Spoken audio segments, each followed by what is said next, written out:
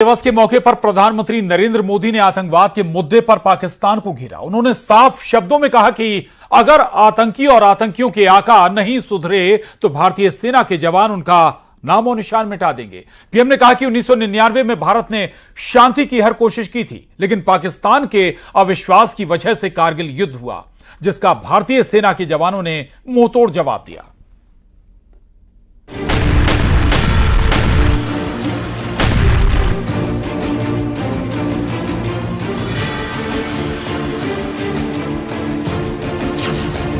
आतंकियों को मोदी की लास्ट वार्निंग, सुधर जाओ वरना सुधार देंगे।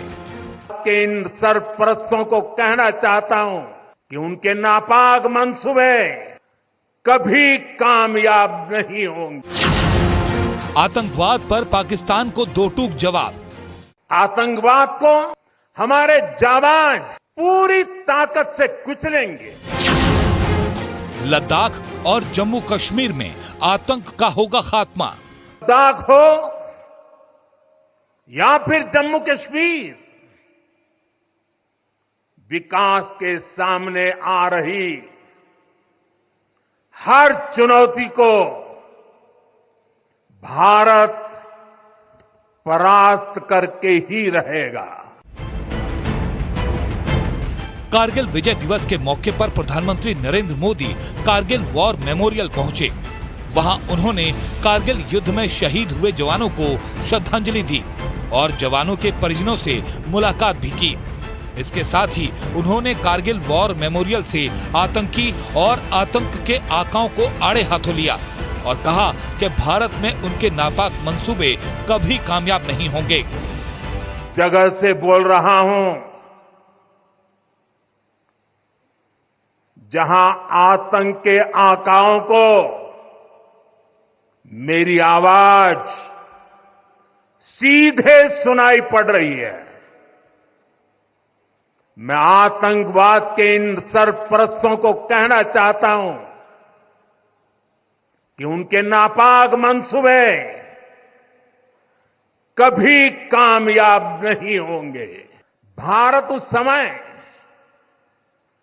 शांति के लिए प्रयास कर रहा था, बदले में पाकिस्तान ने फिर एक बार अपना अविश्वासी चेहरा दिखाया।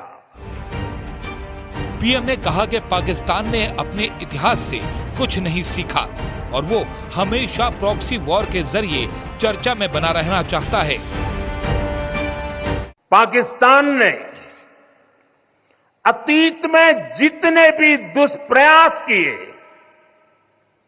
उसे मुंह की खानी पड़ी है, लेकिन पाकिस्तान ने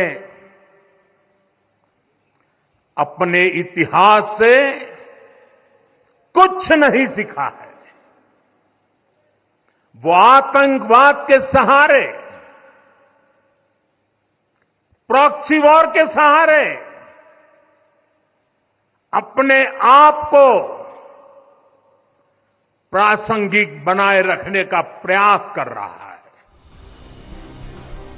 कारगिल युद्ध 1999 में मई से जुलाई तक चला था।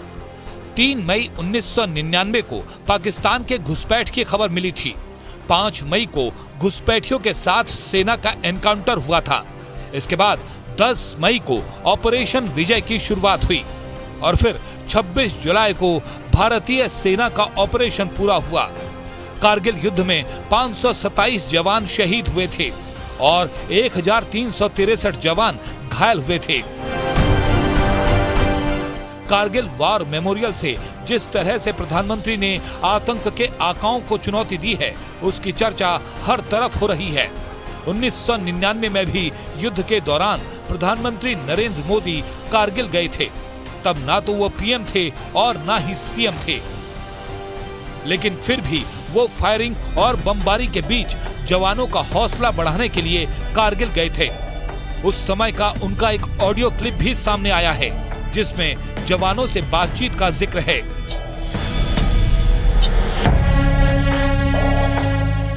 મને પણ કરગિલની ધરતી પર જવાનું સૌભાગ્ય મળ્યું હતું। જે દિવસે ભારતની સેનાએ ટાઈગર હિલ પર કબજો કર્યો, એ સવારે વિજય પછી ટાઈગર હિલ પર જવાનું સૌભાગ્ય મને પ્રાપ્ત થયું. ગુજરાતના એક સંતાન તરીકે મારા જીવનની ગૌરવમય ઘટના છે. 18,000 ફૂટની ઊંચાઈ પર રક્તથી લથપથ વીર જવાનોના શરીરોની વચ્ચે ઉભા રહીને भारत मानी आप वीरता ने सलाम करवानो आनंद. 1999 में कारगिल युद्ध 84 दिन तक चला था और जिस तरह से भारतीय जवानों ने पाकिस्तान को शिकस्त दी थी उसे पूरी दुनिया ने देखा और पूरी दुनिया के सामने पाकिस्तान की किरकिरी भी हुई थी. लेकिन फिर भी पाकिस्तान लगातार आतंक फैलाने में जुटा है. वो प्रॉक्सी वॉर के लिए आतंकी वारदातों को बढ़ावा दे रहा है. पाकिस्तान की सेना और आईएसआई भी भारत में आतंकवाद को फैलाने में आतंकियों को मदद पहुंचा रही है. पूरा जम्मू कश्मीर पाकिस्तान के आतंकियों के फैलाए हुए आतंकवाद में जल रहा है. आए दिन जम्मू कश्मीर में आतंकियों के साथ एनकाउंटर की खबरें आती रहती हैं. जम्मू कश्मीर में जून और जुलाई महीने में आतंकी घटनाओं में इजाफा हुआ है. एक महीने में 12 जवान शहीद हो चुके हैं. 6 जुलाई को कुलगाम में हुए एनकाउंटर में 2 जवान शहीद हुए. 8 जुलाई को कठुआ में हुए आतंकी हमले में 5 जवान शहीद हुए. 16 जुलाई को डोडा में हुए आतंकी हमले में 5 जवान शहीद हुए. 23 जुलाई को पुंछ में हुए एनकाउंटर में 1 जवान शहीद हुआ. 24 जुलाई को कुपवाड़ा में हुए एनकाउंटर में 1 जवान शहीद हो गया. जिस तरह से जम्मू कश्मीर में आतंकी वारदातों में इजाफा हुआ है उससे ये साफ है कि घाटी में अमन चैन कायम रखने के लिए आतंकवाद के खिलाफ और सख्त कार्रवाई की जरूरत है. जम्मू कश्मीर में विधानसभा चुनाव कराने की तैयारी और 370 हटाने के फैसले से आतंकी बौखलाए हुए हैं और यही वजह है कि आतंकी घाटी में अमन चैन कायम करने की हर कोशिश को लगातार चुनौती दे रहे हैं. इसके लिए वो सीधा सेना और पुलिस को निशाना बना रहे हैं.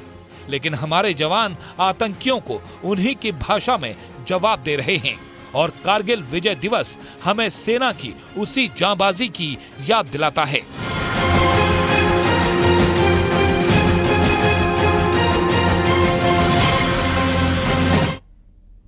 तो बुलेटिन में बस इतना ही, लेकिन आप बने रहिए न्यूज़ 18 मध्य प्रदेश छत्तीसगढ़ के साथ.